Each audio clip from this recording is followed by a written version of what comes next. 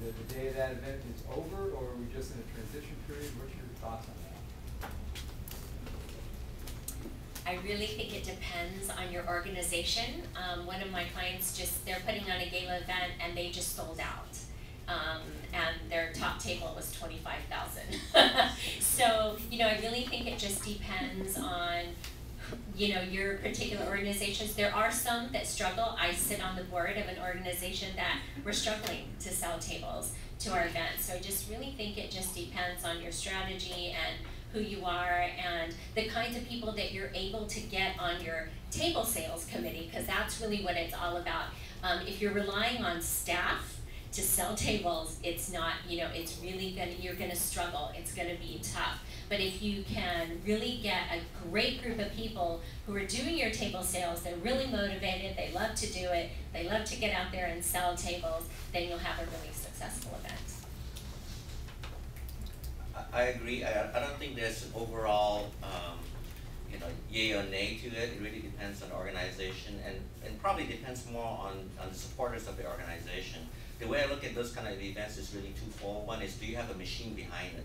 Can you create a product that's so compelling that people will want to come despite all of the challenges and barriers? And the other part is that it's the event, the product that you have, what people want. People who can support it financially don't have the time to attend some of these events now. And so how can you this is a time for change. And if you can understand where the change is going to be most effective for you, I think your gala will be successful. The ones that I'm observing right now are the ones that have been established, and they will continue to do well.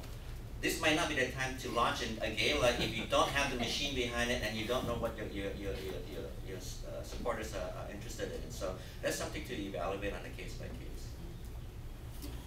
Having recently worked on a couple of events, I think that the income is declining. I'm seeing sponsors, companies either coming in at a donation level, so not buying a table or not even participating. So I think you're right. I will echo and support everything that Beth and Alan said.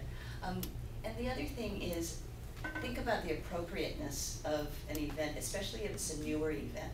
I had one client that this is their second year of doing a kind of a mini gala. It's not a big event at all. And they wanted to have people come in costume. I said, I don't know that's appropriate right now,